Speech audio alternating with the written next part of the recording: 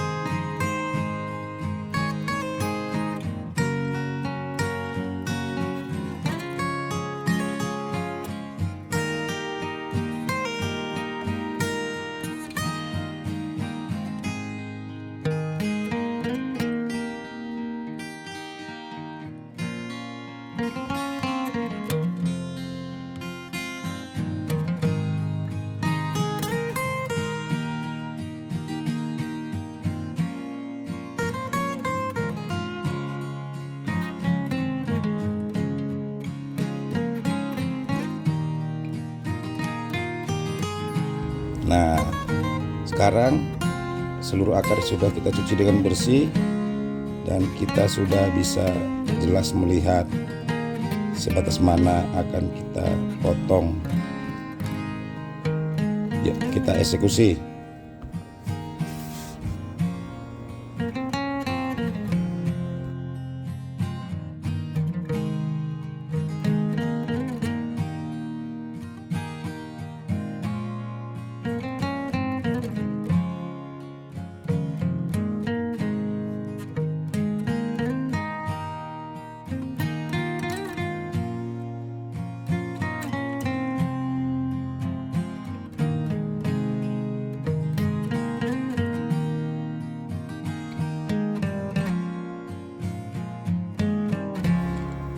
Oke, setelah kita eksekusi bekas potongan tadi, sebaiknya memang harus wajib kita oleskan anti bakteri atau fungisida. Bisa memakai antrakol atau obat merah. Itu sahabat pecinta aglonema. Begitu juga dengan anakan yang kita pisah, kita juga akan oleskan juga antrakol. Kita biarkan dulu sekitar ya sekitar 15 menit atau setengah jam, baru nanti bisa ditanam kembali ke media tanam. Mudah-mudahan kalau anakannya sudah membawa akar seperti ini, dijamin pertumbuhannya akan sehat. Yang intinya media tanam kita itu bagus.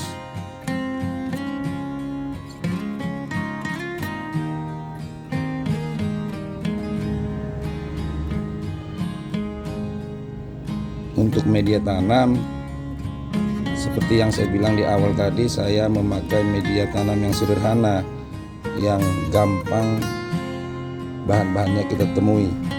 Saya hanya memakai 3 jenis media tanam. Yang pertama itu jelas sekam mentah yang sudah difermentasi. Kemudian saya pakai kokopit juga yang sudah difermentasi. Baru saya tambahkan dengan pupuk kandang. Biasanya saya memakai pupuk kandang kambing. Seperti itu untuk media tanam saya, sahabat pecinta aglonema. Perbandingannya 5 sekam, 1 kokopit, dan 1 pupuk kandang atau kompos. Itu kita aduk, kita campur, siap untuk dipakai menanam aglonema. Media ini saya pakai buat mekarsari, buat ulandari, buat lotus, buat mahameru, monlek, dan semuanya saya memakai media tanam ini. Hanya 3 komposisi ini. Kalaupun saya tambahkan sedikit, biasanya kalau perbandingan yang tadi 5 sekam mentah, 1 kokopit, 1 pupuk kandang, saya tambahkan 1 sekam bakar. Itu hanya pelengkap saja, tapi saya jarang memakai sekam bakar.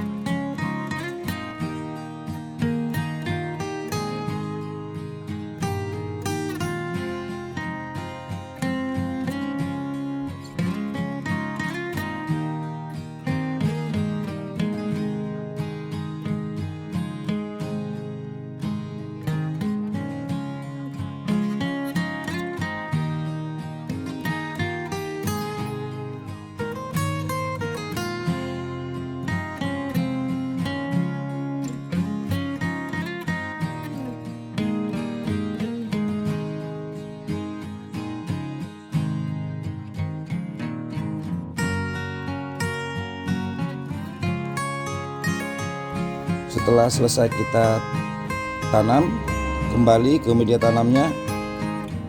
Satu hal yang harus diperhatikan dalam perawatan aglonema yang sangat berpengaruh dalam pertumbuhan atau kesuburan aglonema, yaitu penyiraman.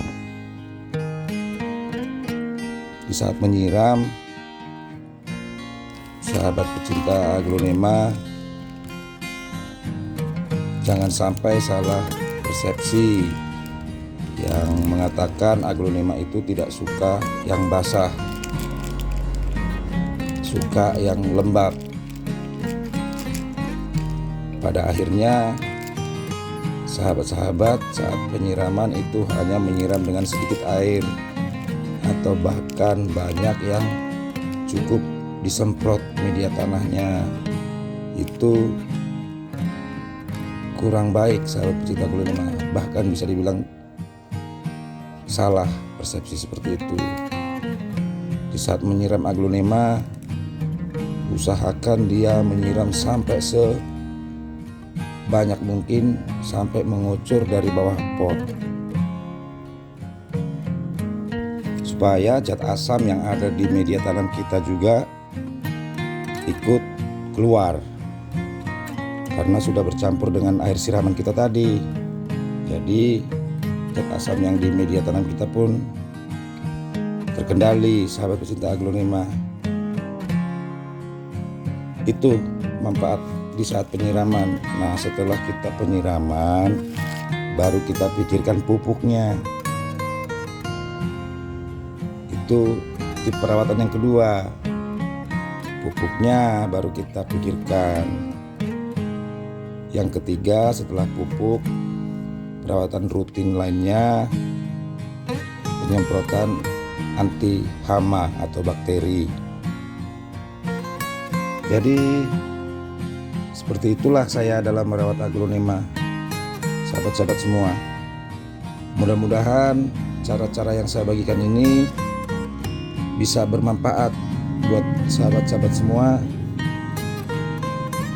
Semoga aglo teman-teman atau sahabat-sahabat semua pun bisa tumbuh subur. Sekian dulu dari saya. Jangan lupa tekan subscribe dan loncengnya supaya sahabat-sahabat mendapat notifikasi apabila saya membagikan cara atau tips yang lainnya. Cara yang simple, mudah, sederhana, dan teman-teman bisa mencobanya. Terima kasih teman-teman semua pecinta aglonema. Sampai jumpa, bye.